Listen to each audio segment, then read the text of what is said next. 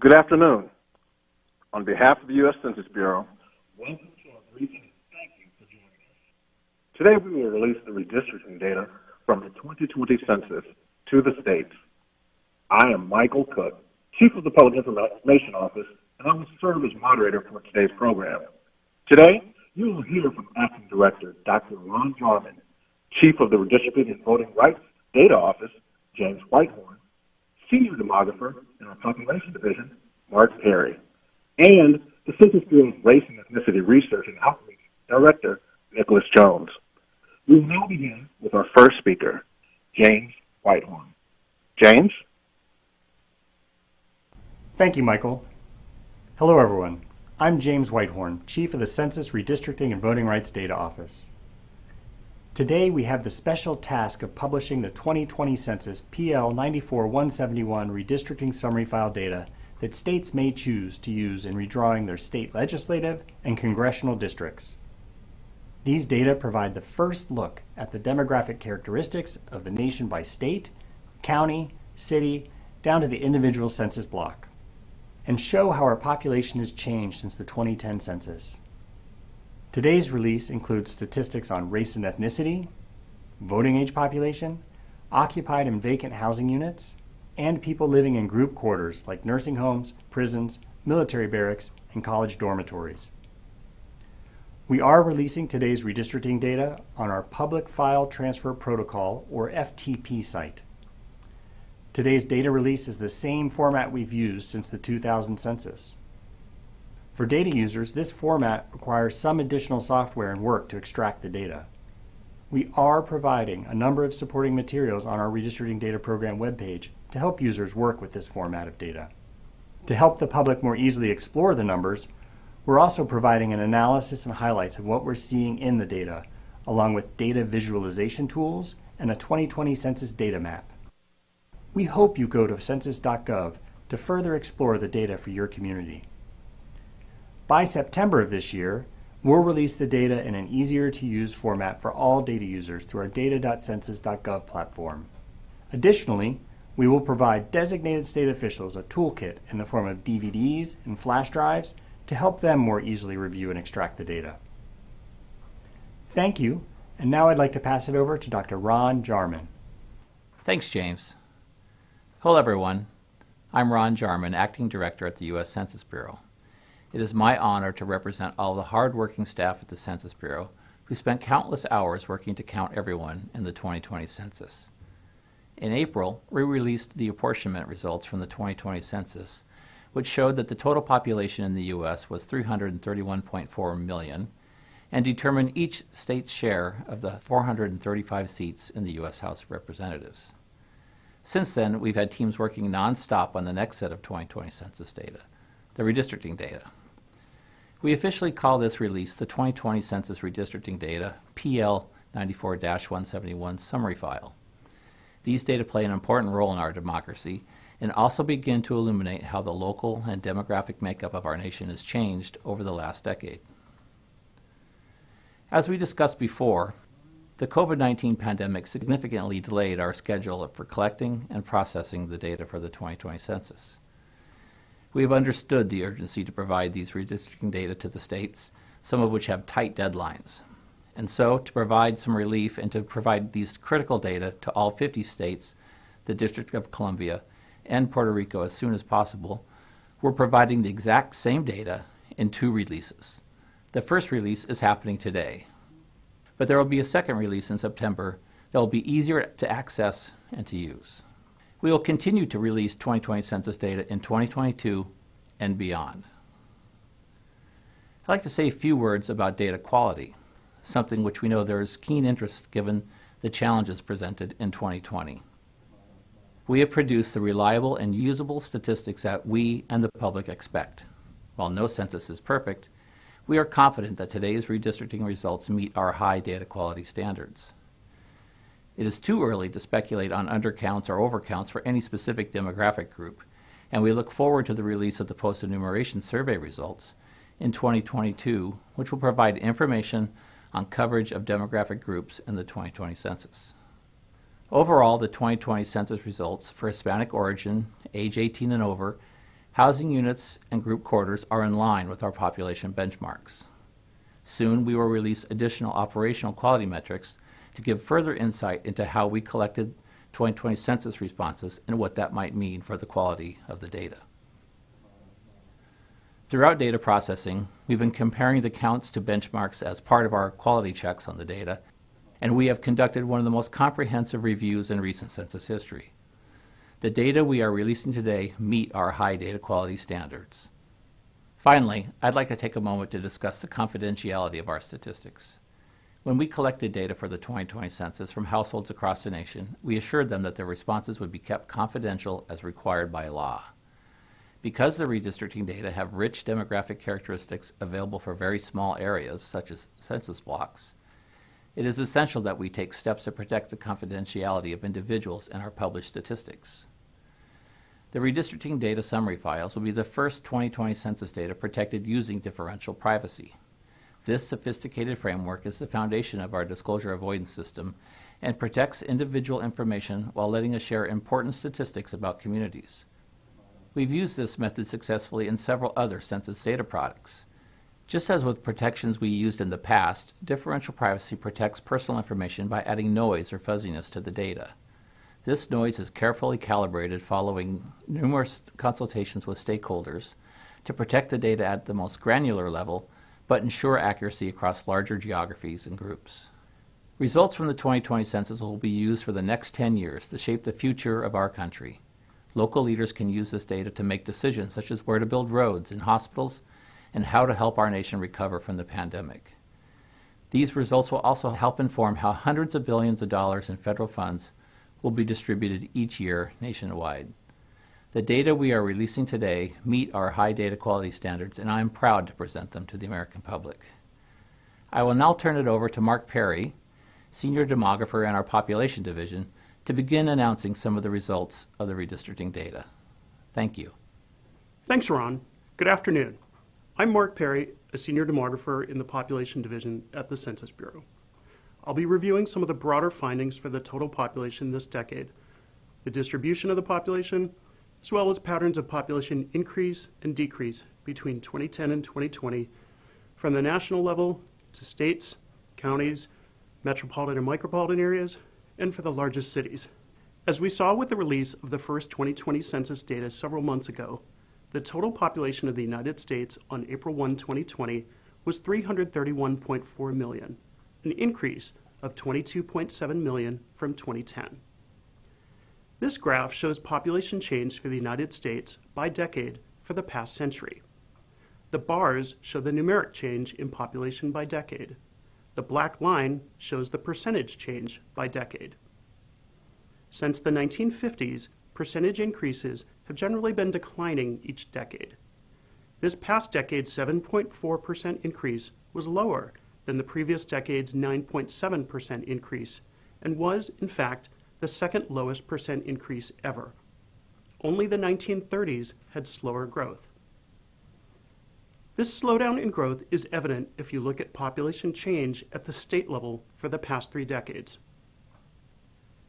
This slide and the next 2 slides will show how state populations have changed for the past 3 decades. Here we see a map of population change for the states, the District of Columbia, and Puerto Rico for the decade 1990 to 2000. The 4 census regions are also outlined on the map. Those areas in the darkest shade had growth of 10% or more for the decade. Those in the lightest shade had growth of 0 to 4.9%. Areas shaded in orange had population decline. The country grew by a relatively robust 13.2% in the 1990s. All 50 states increased in population that decade, as did Puerto Rico. Only the District of Columbia lost population during the 1990s. States growing by 10% or more that decade were almost all in the South or West. Here we see the equivalent map for 2000 to 2010 with the same categories. From 2000 to 2010, the fastest growing states were located in either the West or the South. During this decade, 49 states and the District of Columbia grew, with Michigan and Puerto Rico declining in population. We see fewer states growing by 10% or more and no states in the Northeast or Midwest growing that rapidly. We also see more states in the 0 to 4.9% category. And finally, here is the map for 2010 to 2020. The slowdown in population growth this past decade is evident. There are fewer states in the highest growth category, more states growing slowly, and 3 states, West Virginia, Mississippi, and Illinois, along with Puerto Rico, declined in population. Most states in the West continue to be in the fastest growth category, but this is no longer true in the South. In that region, only 5 states and the District of Columbia were in the fastest growing category, whereas 6 states in the South had moderate growth, 3 were in the slowest growth, and 2 had population decline. In all 3 decades, the fastest growing states have tended to be in the South or West, with generally slower growth for states in the Northeast and Midwest. A notable exception is North Dakota this past decade, which was up 15.8% and one of the fastest growing states. I'll replay the 3 decades again so that you can see the changes over time.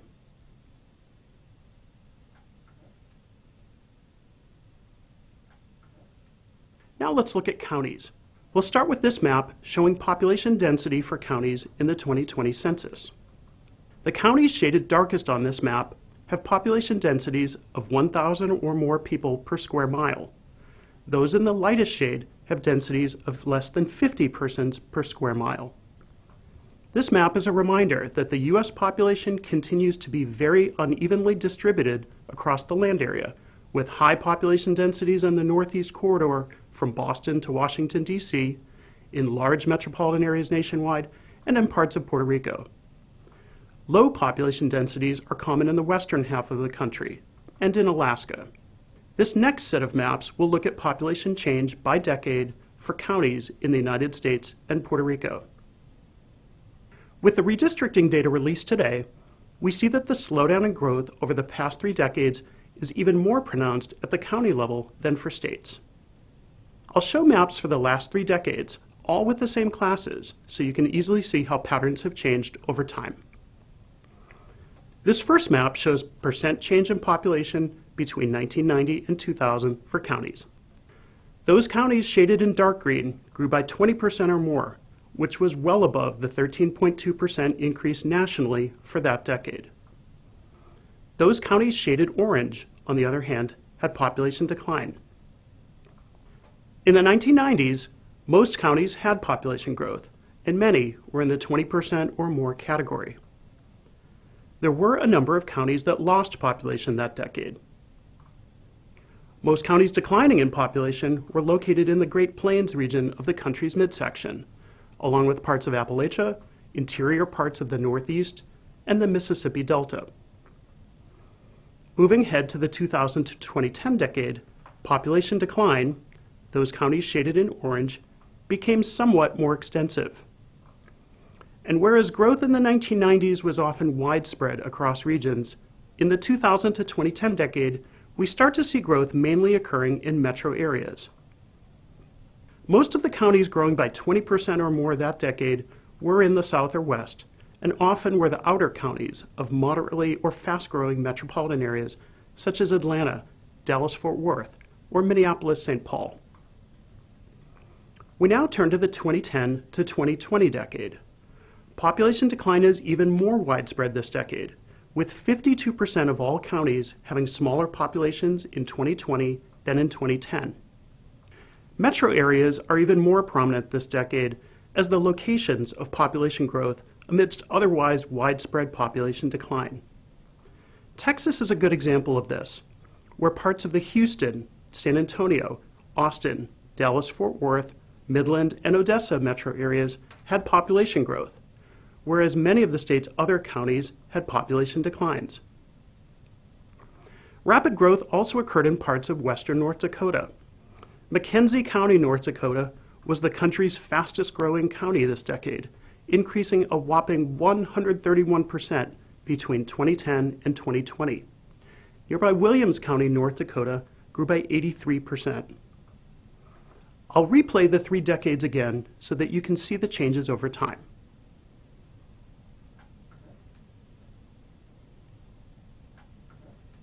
When we look more closely at the patterns of population increase and decrease for counties this past decade, we see a strong relationship to population size, with small counties tending to lose population and more populous counties tending to gain people. This bar chart shows it in more detail. The graphic shows percent change in population this past decade by county population size in 2010. The four smallest size categories all experienced population decline this decade. Counties with populations under 1,000 in 2010, for example, lost 4.4% of their population during the decade. Counties with 1 to 5,000 people, 5 to 10,000 people, and 10 to 50,000 people also lost people this decade on average. Only two categories of counties showed growth. Counties with between 50 and 100,000 people grew by 4.1%, while counties with 100,000 or more people grew by 9.1%. Now let's look at population change over time for metropolitan areas. Metro areas are collections of one or more counties that have an urban core of at least 50,000 people and adjacent territory with close economic and social ties to that core. During the 1990s, some of the fastest growing metro areas were in the South and the interior West, while some metro areas in upstate New York, western Pennsylvania, and parts of the Midwest lost population. And here we see the pattern for 2000 to 2010. Compared to the prior decade, fewer metro areas grew by 20% or more, and more metro areas declined in population. Most metro areas in Puerto Rico lost population that decade. And here's the map for 2010 to 2020. We see even fewer metro areas with growth of 20% or more, and more metro areas declining in population. Indeed, metro areas with population decline are now found in all four regions, and many states have metro areas with population gains, as well as those with population declines. All of the metro and micro areas in Puerto Rico lost population this decade. The Villages, Florida, was the country's fastest growing metro area this decade, up 39% from 2010. I'll replay the 3 decades again so you can see the changes over time.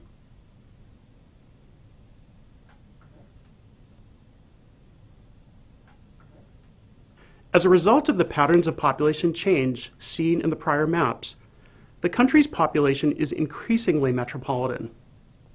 This graphic shows the shares of the U.S. population in core-based statistical areas, the collective term for metro and micro areas, as well as outside CBSA, that is, population not in a metro or micro area. In 2000, 84.3% of the U.S. population was in a metro area. That's the light green section of the graphic on the left. By 2020, the proportion of the U.S. population in metro areas increased to 86.3%, while it decreased in both micro areas and in areas outside of metro and micro areas. Finally, let's look briefly at some 2020 census results for cities. This table shows the 10 largest cities in 2020 and their populations and population change for the past 2 decades. The 10 largest cities all grew this past decade, and 8 of the 10 grew at a faster rate this decade compared to the last.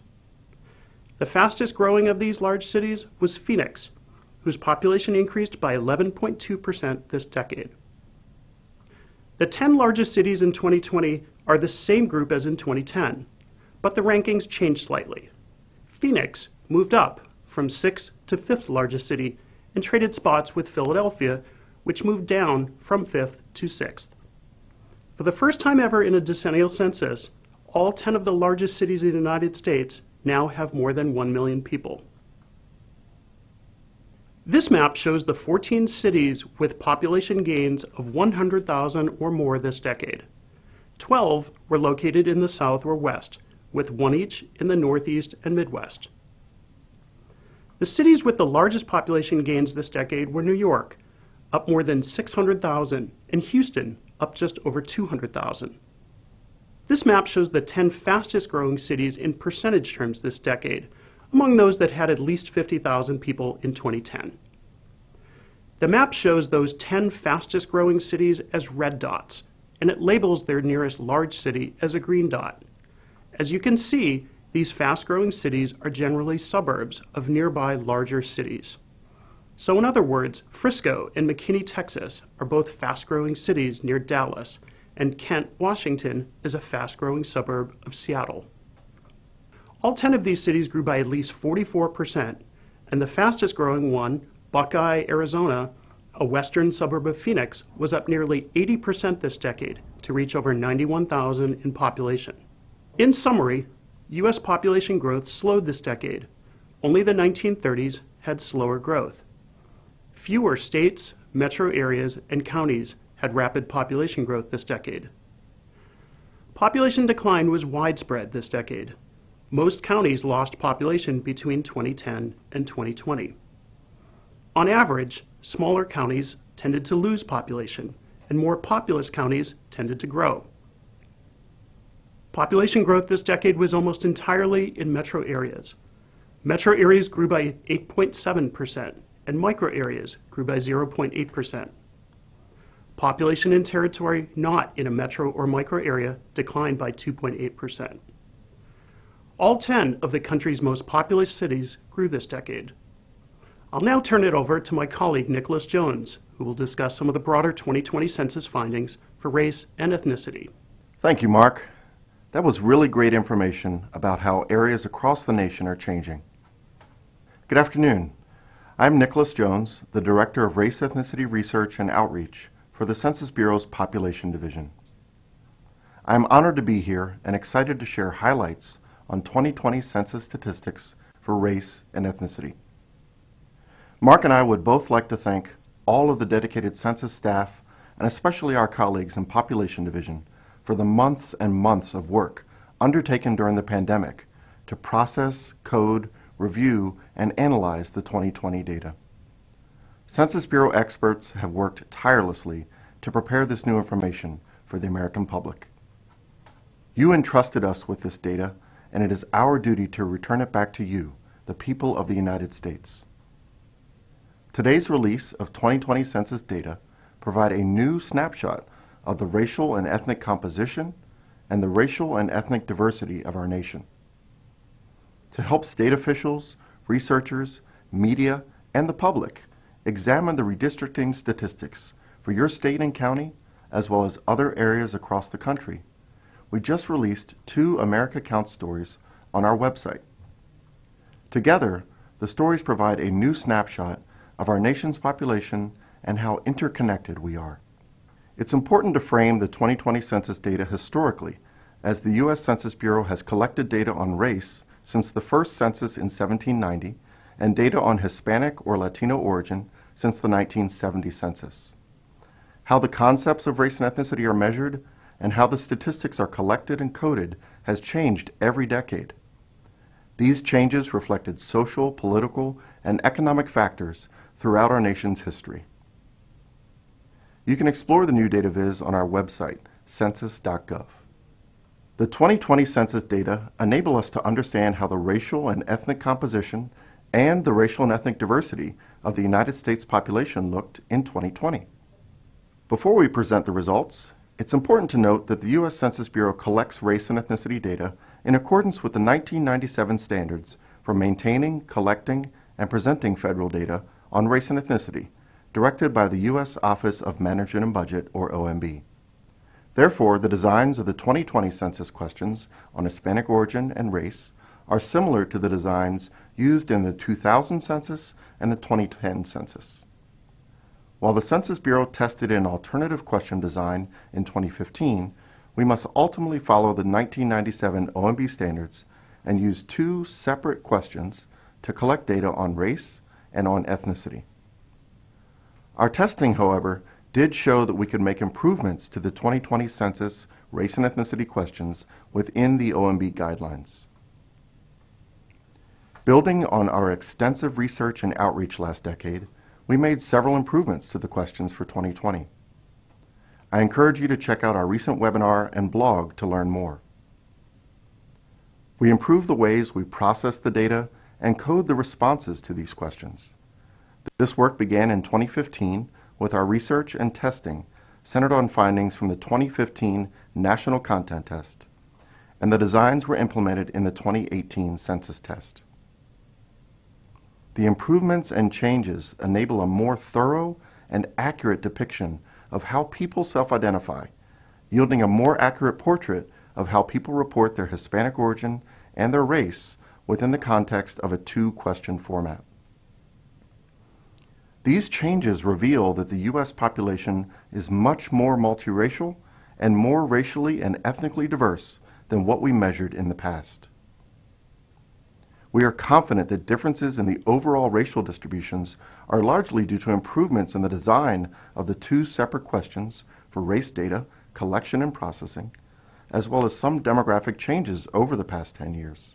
We are also confident, as shown in our research over the past decade, that using a single combined question for race and ethnicity in the decennial census would ultimately yield an even more accurate portrait of how the U.S. population self-identifies, especially for people who self-identify as multiracial or multi-ethnic.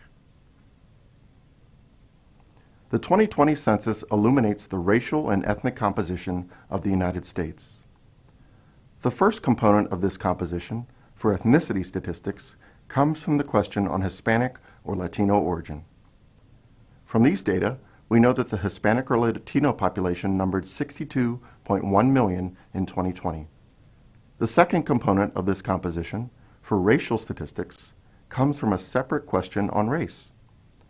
To frame the discussion of racial composition, we use the concepts of race alone, race in combination, and race alone or in combination.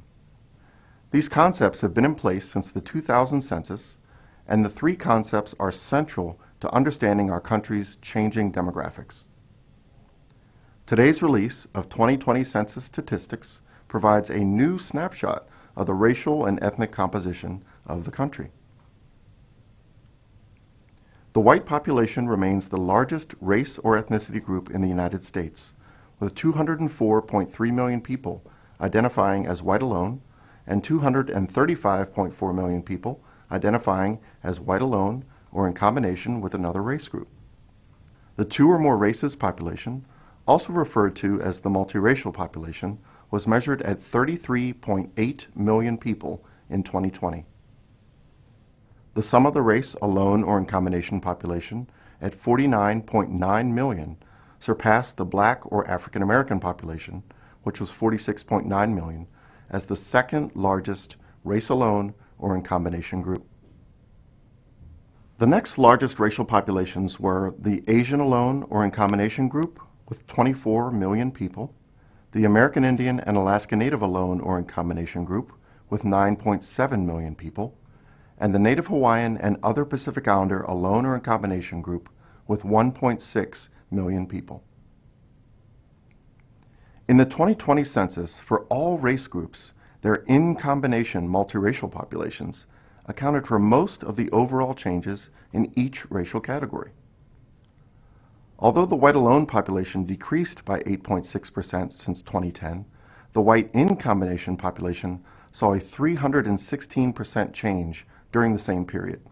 While the Black or African American alone population grew 5.6% since 2010, the Black or African American in combination population grew 88.7%. Over the past 10 years, the American Indian and Alaska Native in combination population increased by 160%. The Asian alone population grew by 35.5% between 2010 and 2020. In comparison, the Asian in combination population grew 55.5% since 2010. The Native Hawaiian and other Pacific Islander alone population grew by 27.8% between 2010 and 2020. In comparison, the Native Hawaiian and other Pacific Islander in combination population grew faster at 30.8% since 2010. The sum of the race in combination population changed 733% since 2010. It is important to note that these comparisons between the 2020 census and 2010 census race data should be made with caution, taking into account the improvements we have made to the Hispanic origin and race questions, data processing, and the ways we code what people tell us. Accordingly, data from the 2020 census showed different but reasonable and expected distributions from the 2010 census for the white alone population, the sum of the race alone or in combination population, and the multiracial population, especially for people who self-identify as both white and some other race.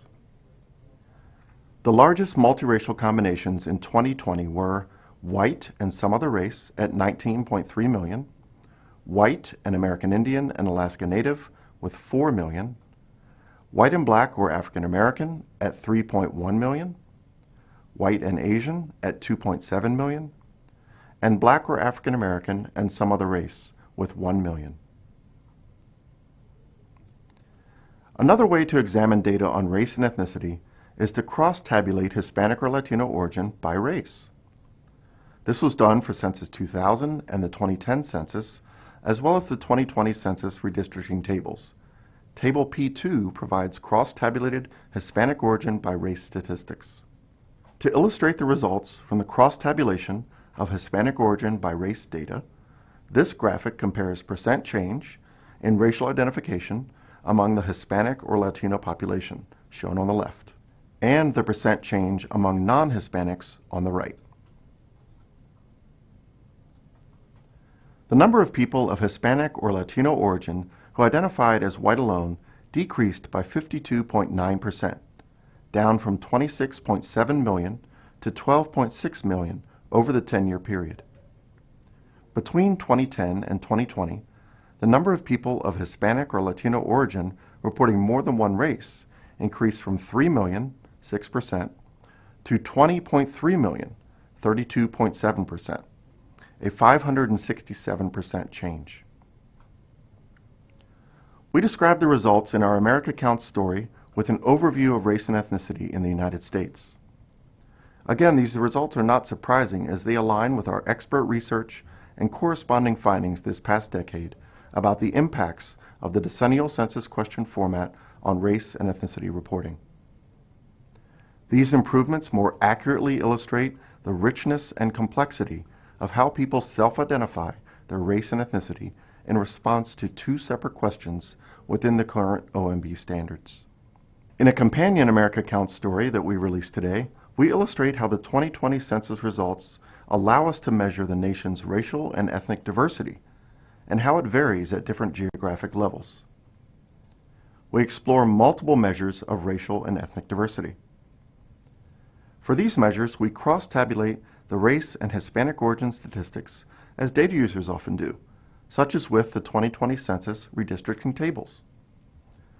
Here we see results that are not as impacted by the race reporting patterns of Hispanic or Latino respondents. Thus, we are confident that the changes we are seeing from 2010 to 2020 in the diversity measures, which calculate mutually exclusive Hispanic origin by race groups, likely reflect actual demographic changes in the population over the past 10 years, as well as improvements to the question designs, data processing, and coding. Another way to understand the results from the 2020 census is to see how all racial and ethnic groups are distributed across the country to inform our understanding of diversity. Some people have different perceptions of what it means for a population to be diverse. Our definition for diversity refers to the representation and relative size of different racial and ethnic groups within a population. Diversity is maximized when all groups are represented in an area and have equal shares of the population. We are using several approaches to measure the racial and ethnic diversity of the U.S. population. These include the Diversity Index, Prevalence Rankings and the Diffusion Score, and a series of Prevalence Maps. To help set the stage, we first present a state-level map using data from the 2010 census. The map shows the geographic distribution of the Diversity Index across the country from state to state. The states shown in dark green were more diverse, with a Diversity Index score of 65.0 or more in 2010. States shown in light green were less diverse in 2010. Now we have a map calculating the Diversity Index for the 2020 census. In 2020, at the national level, there was a 61.1% chance that two people chosen at random were from different race and ethnicity groups. This is higher than in 2010, when the diversity index was 54.9%. In general, the states with the highest diversity index scores in the 2020 census are found in the West: Hawaii, California, and Nevada; in the South, Maryland and Texas, along with the District of Columbia, a state equivalent; and in the Northeast, New York and New Jersey. In 2020, Hawaii had the highest diversity index at 76.0%, followed by California with 69.7% and Nevada with 68.8%. You can see the diversity index for all states using our interactive Tableau data visualization on diversity that we released today on our census.gov website. The next measure of diversity that I will present are prevalence ranking graphs. These graphics show the percentage of the population that falls into the largest race or ethnic group, the second largest race or ethnic group, and the third largest race or ethnic group. In this graphic, the colors of the bars represent the different racial and ethnic groups shown in the legend. Looking at the orange bars in column 1, we see the white alone non-Hispanic population was the most prevalent racial or ethnic group for all states except California, Hawaii, New Mexico, and the District of Columbia, a state equivalent, as well as Puerto Rico. In 2020, the Hispanic or Latino population became the largest racial or ethnic group in California, comprising 39.4% of the total population, up from 37.6% in 2010. In 2020, we also saw shifts in the second most prevalent group for some states. These are shown in the second column of the graphic. In West Virginia, the multiracial non-Hispanic population, 4.0%, became the second most prevalent group. In Wisconsin, the Hispanic or Latino population, 7.6%, became the second most prevalent group. In Texas, the first and second most prevalent group rankings did not change between 2010 and 2020, but the difference in size between the white alone non-Hispanic population and the Hispanic or Latino population shrank to about 0.5%. For the District of Columbia, the difference in the size of the Black or African American alone non-Hispanic population and the white alone non-Hispanic population narrowed dramatically in 2020 to only a 2.9 percentage point difference, down from 15.2 percentage points 10 years ago. As another diversity measure, we also present the Diffusion Score. This diffusion score measures the percentage of the population that is not in the first, second, or third largest race and ethnic groups combined. This measure tells us how diverse and unconcentrated the population is relative to the largest groups. 2020 census results showed that Hawaii was the state with the highest diffusion score at 21.8%, followed by Alaska at 17.9%, Oklahoma at 17.8%, and Nevada at 16.0%. Another measure that we use is a series of prevalence maps to show geographic distributions and patterns in racial and ethnic diversity across the country. The first map shows the most prevalent race or ethnicity group by county for 2020.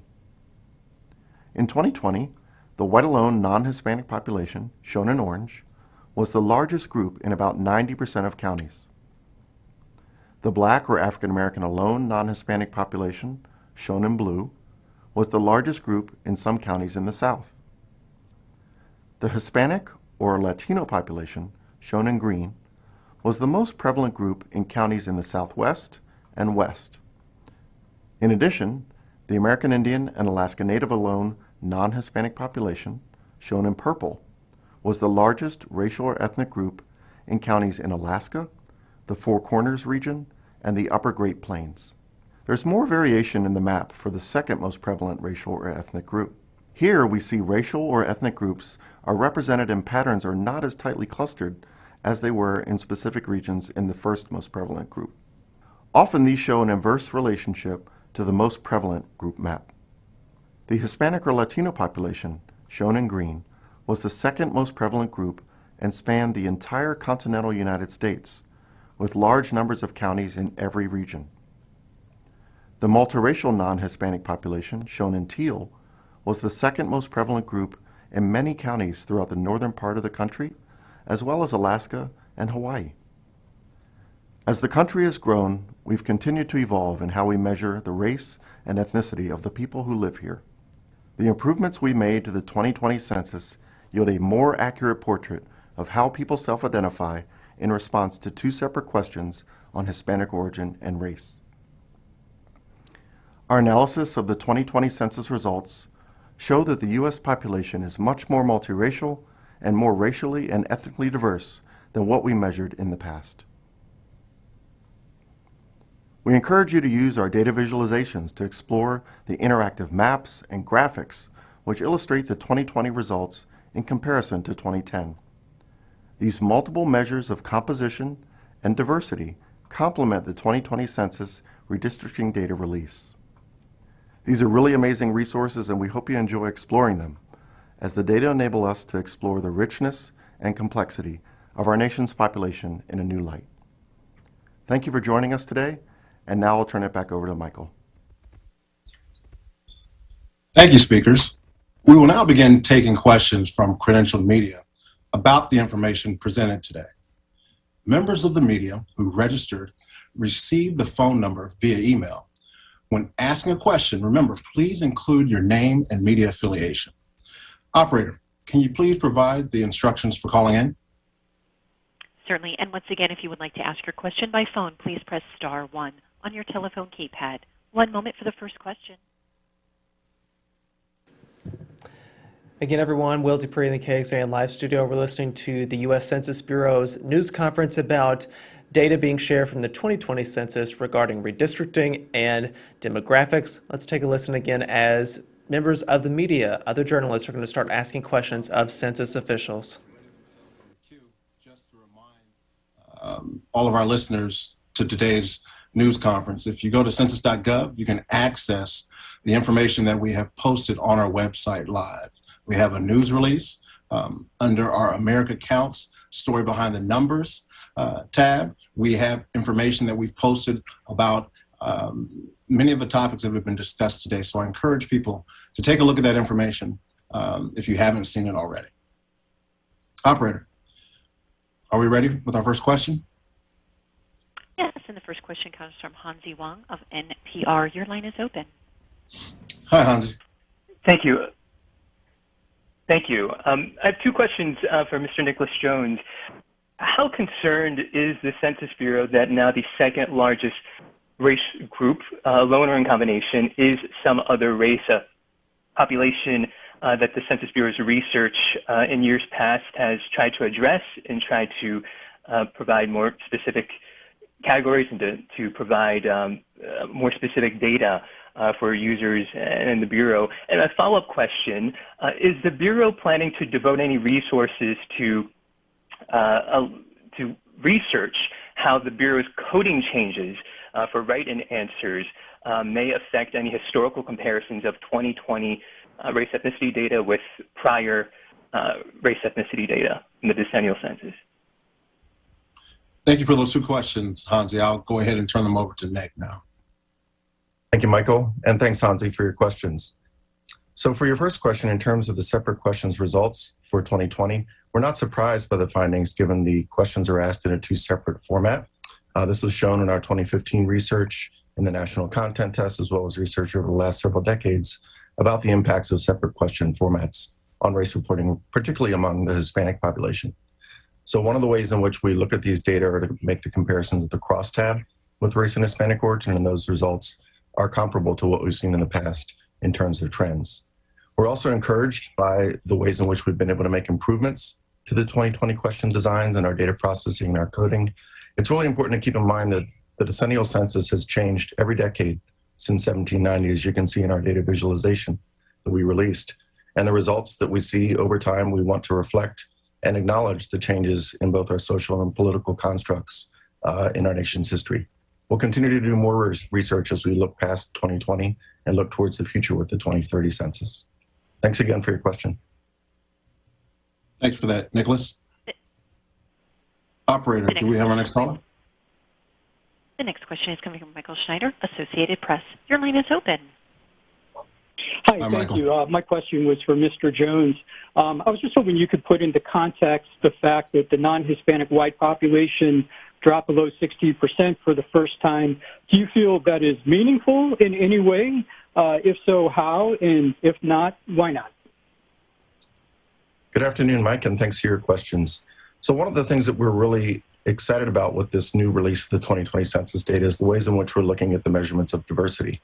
And so for 2020, we have several measures that are helping us to understand the complex ways that we can look at our nation's population's diversity, not just looking at a construct that's binary, but also looking at ways that we see how people are interrelated and interconnected across the country. So we're really pleased with the ways that these results can help to illustrate that compared to what we saw 10 years ago. Thanks for that line of questioning. Operator, do we have a next caller? Next question? Yes. And the next question has come from Michael McEnany, CQ Roll Call. Your line is open. Hi, thank you for holding this. I wanted to circle back around on something Hansi asked earlier. Has the agency been able to quantify the impact that the coding changes around race and ethnicity have had on the results? Thanks for that question, Hansi. Mike McEnany from CQ Roll Call. I'm going to go ahead and toss that over to our population experts to give you some feedback on that.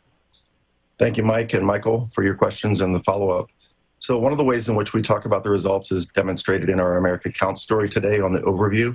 We do talk about the cautions that should be made when looking at results compared to 2010, given the improvements to the ways that we collect and code and process the data. What's really important to keep in mind is these are improvements to help us see more accuracy in the 2020 census results, given the improvements that we've made over the past 10 years. Thanks for that, Nicholas. Operator, do we have our next caller? Yes, and the next question is coming from Steph Knight, Axis. Your line is open. Hi, I was wondering if you all could provide us with the total number of counties that now have less than 50% of their population made up of non-Hispanic white, kind of looking to see the increase in majority-minority counties as of 2020. Let me take a moment and have our experts take a look to see if they have that in front of them. But if they don't, I'm going to preface me tossing this over to them and encourage you to reach out to us at the Public Information Office at PIO at census.gov if you have specific questions about data that we can help provide and paint your stories. Gentlemen? Thank you, Michael. I can take that one. So for the 2020 census, the ways in which we're measuring diversity are detailed in our America Counts story on diversity. And we're looking beyond the measures that have been used in the past, such as the minority-majority construct, to really see the complex diversity that exists within our nation. And so we have results that talk about a diversity index, prevalence maps, prevalence ranking scores, and those really help to give a more detailed, nuanced understanding of our nation's racial and ethnic diversity. So I encourage you to check out that story and reach out to us if you have additional questions. Thanks for that. Operator, do we have a next caller? The next question is coming from Sunita Sorabji, India West Publications. Your line is open. Thank you so much for taking my call. Taking my question rather. I was wondering where I could find disaggregated data on the Asian American population, and if you could summate some of your findings specifically on the Indian American population. Thanks for that line of questioning on aggregated data on Asian American and specifically. I'm going to go ahead and toss that back over to our population division experts. Thank you, Michael, and thanks for the question. So we have a lot of data left to put together for the 2020 census. The data released today for the public law redistricting file focuses on the major categories within race and Hispanic origin.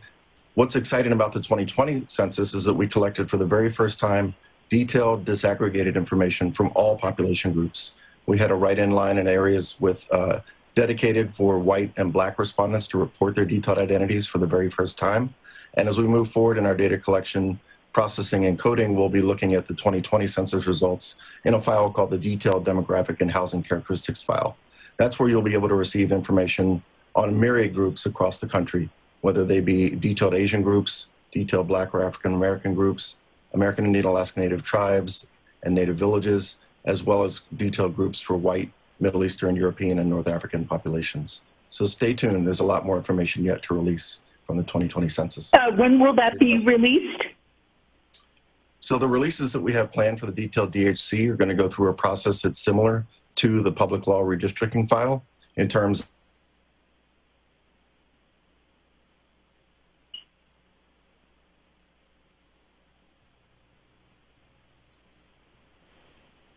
Looks like we've got a little technical difficulties there.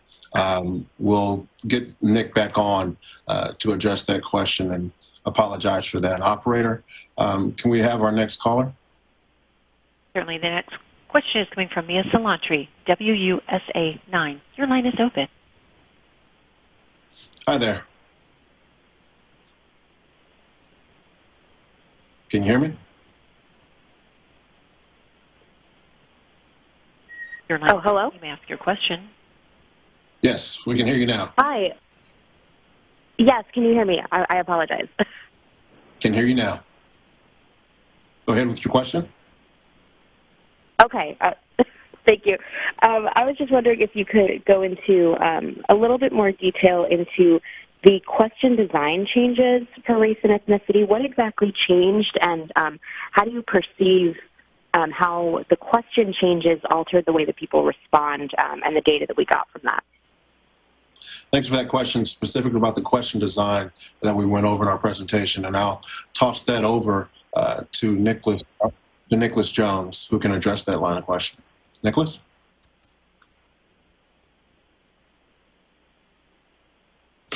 Mike, I think I'm back online, and I heard the question was about the question format and the impacts on the 2020 results. That's correct. So we're not surprised about the results that we see in the 2020 census, given that we asked two separate questions. We made a lot of efforts to improve the designs, the data processing, and the coding, and you see that in the results as they compare back to 2010. So I encourage you to read our stories about the overview of race and Hispanic origin, as well as our pre-release blog that we issued last week to talk about some of these results in more detail. Thanks for your question. Thanks for that, Nicholas. And also, just reaching back out, Michael McEnone, please give us a call, pio@census.gov, and we'll make sure and circle back or complete that second part to your question that got cut off earlier. But Nicholas, if you remember what it was, you can address it now. Don't want to put you on the spot. No, sorry, Mike, I lost the technical feed, so be happy to talk about that later. Quite all right. We're working through it just like everyone else, doing everything remotely now. So, operator, can we have our next caller? And the next question is coming from Edwin Okongo. Ms. Hale, your line is open. Hi, thank you for. Would you please speak a little bit about foreign-born population and how it's changed over the last 2 or 3 decades, and whether there's data on country of origin? Thanks for that line of question on the foreign pop. And it looks like our population division experts are going to be very popular during today's news conference. So I'll toss it back over to them. Michael, I can take that one. So while we don't have measures in the decennial census on the foreign-born population or nativity, those data are collected and processed and tabulated every year in our American Community Survey. So I encourage you to reach out to our Public Information Office to get some detailed information and connect you with subject matter experts who can talk with you about that particular data. Thanks, Michael. Thank you, Nicholas. And tossing it back to the operator, do we have our next caller? Yes, and the next question is coming from Theo Keefe, KMSP-TV. Your line is open. Hi, I'm wondering if you have net migration data, and if so, can tell us which states in the Midwest saw net migration increases, domestic and international. Thanks for that line of question on net migration in the states, and specifically, you pointed out the Midwest. I'm going to toss that over to Mark Perry, the Population Division. Mark? Sure, thanks for that question. We don't actually have migration data from the 2020 census. We essentially just have the population count. But what we do, and what we have been and will continue to be doing, is to be analyzing the 2020 data in concert with our post-census population estimates program. So every year, as you may know, we produce population estimates for the nation, states, metropolitan and micropolitan statistical areas, and all cities and towns. And with respect to domestic and international migration, we look at counties and states, and that's one of the components that we release every year. So what we'll be doing is looking at the 2010 and the 2020 census counts, looking at the domestic and international migration components, and over the coming year, we'll be doing evaluation of those post-census estimates to see how they align with the 2020 results. Thanks for that, Mark. Operator, do we have our next caller? Next question. And the next question is coming from Eric Schmidt, St. Louis Public Radio. Your line is open. Good afternoon. My question is, I know that the census this year collected more detailed information on sexual partners, so whether people were in LGBTQ IA plus relationships. I'm wondering, moving forward, what the Bureau's plans are to collect more detailed information on non-binary and transgender people, as that did not occur in this census. Thanks for that line of question on SOGI data collection. I'll toss that back over to Population, but I think Ron Jarman, our acting director, might have something to say, because we have, if you don't know, a couple of experimental data products that are out there that are collecting some of these data sets. Yeah, here, just real fast before I toss it over to my much more knowledgeable colleagues. Just this week we released results from our household poll survey, which is something that we stood up in response to the pandemic last year. And for the first time, we have a full suite of SOGI questions on the household poll survey. There's also a few other surveys, crime surveys and whatnot that have that information. But, you can glean some information from the census and the ACS, and I'll turn over to Mark or Nicholas if they want to tackle that. I don't have too much to add on top of that. I mean, I'll just chime in and say that we do have the additional products coming out next year from the detailed demographic and housing characteristics file that will be looking at content on household and family formation and the like. Thanks for that, gentlemen. Operator, do we have our next caller? Yes, the next question is from Joel Patterson-Gordon, Government Technologies. Your line is open. Hi, thank you. I was interested in the differential privacy algorithm, and if you could speak to some of the impact of that and what sort of the accuracy limitations that need to be accounted for when interpreting this findings. Thanks for that question on differential privacy. And before I toss it over to Ron Jarman, Dr. Jarman, I'll just note that for those who aren't aware, we did release our last experimental data product, this past Tuesday, and had a webinar. And I encourage you to go to census.gov and click on disclosure avoidance to get that information and to see where we are in our analyses and using disclosure avoidance and differential privacy. Ron? Yes, so thank you, Michael, and thanks for that question. So as you know, differential privacy is the method that we're choosing to protect the confidentiality of our responded data for the 2020 census. It's also a technique that we've used for several other census data products over the last several years pretty successfully. I will say that one of the things when we were getting ready to do the census and we were doing research on what were the barriers and motivators for people to respond to the census, the confidentiality of their responses was very high up there. And so we knew that we needed to take that even more seriously than the law requires us to, and to make sure that people could trust that the data that they provided us was kept confidential. So we've worked closely with stakeholders and also with the Department of Justice on tailoring our algorithms to provide the best information that we could for redistricting and in the future for the DHC products, conditional on maintaining that confidentiality. And so I think we are confident that at the levels of aggregation that are needed for drawing district boundaries and whatnot, that when you sum the data up, you're going to get very good resolution in the data. For very small areas and very small groups, there could be some noise, but that's what's required in order to maintain the confidentiality. So I think, encourage you to look at the resources that Michael mentioned earlier. I think there's lots of stuff out there for you to look at. And again, we did release the last set of demonstration data earlier today. So thank you. Thanks for that, Ron. Thank you. Operator, do we have our next caller? And the next question is coming from Tara Bahampour, The Washington Post. Your line is open. Hi, Tara. Hi, can you hear me? Loud and clear. So my question is in multi-parts. Real quickly, the white population shrank by about 20 million people, if I have this accurate. But I'm a little unclear here whether they dipped below 60%, because we heard that earlier from someone in the questions, but we're not able to confirm that. So can you confirm that, the 20 million, and also whether it's under 60%? And then can you discuss how much this is related or possibly related to a change in how people self-identified? And then finally, can you verify whether the under 18 population became more than 50% people of color or non-white? Thanks for those questions.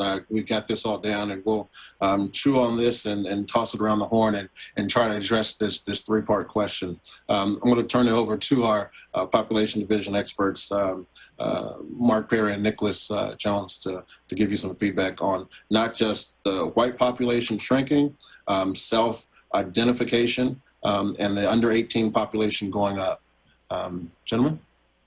Thank you, Michael. I can take that one. So we have a lot of great information in our America Counts story that were released today on the overview of race of Hispanic origin, as well as our America Counts story on diversity. One of the measures that we detail is the look at composition from a perspective of race, with the alone, or in combination populations, where you see, for one, the white alone population, which decreased by 8.6% over 10 years, was offset by the increase in the multiracial population within the white population. We refer to that as the white alone or in combination population. That group rose by about 300%, as you can see here on the slide.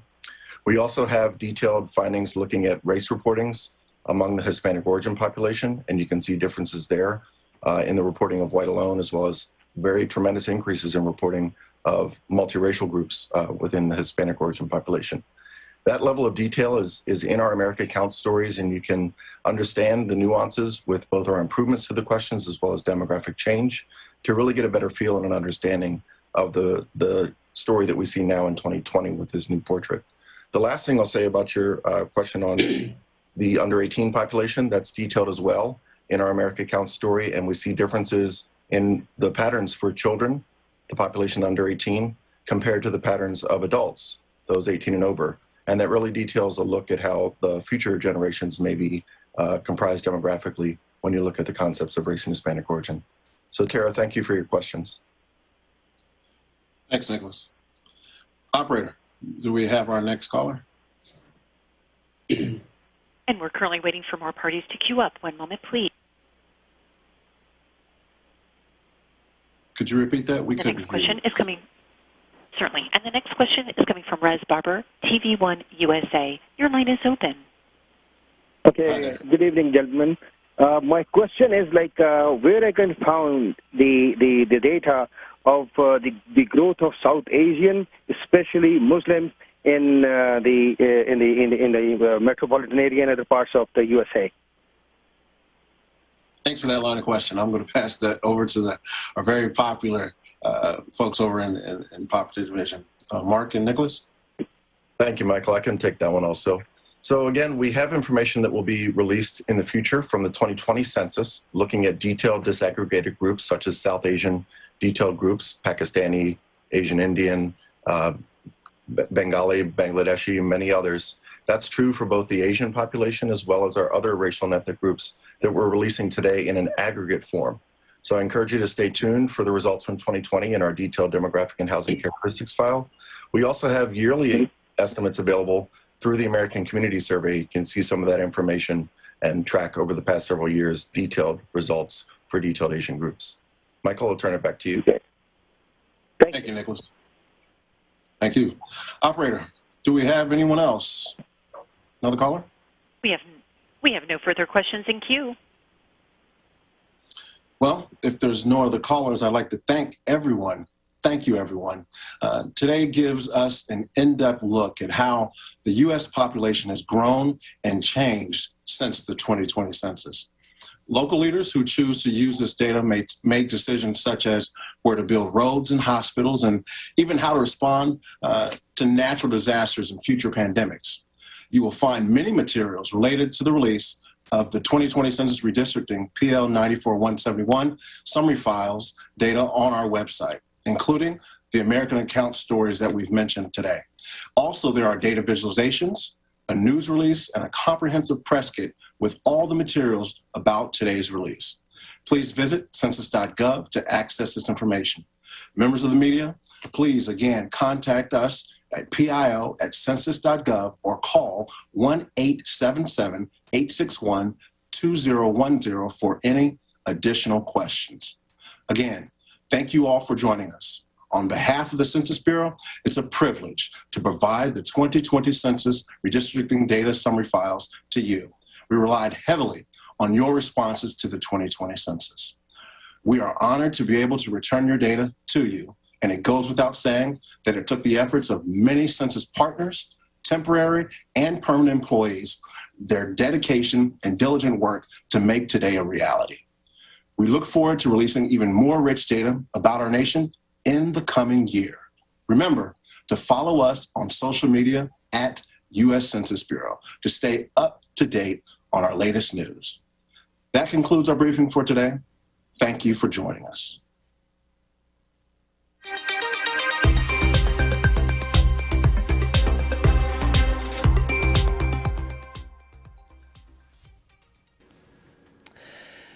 Thank you all for joining us for this stream as we've shared this news conference in the U.S. Census Bureau. A number of officials speaking about the data that's been released today.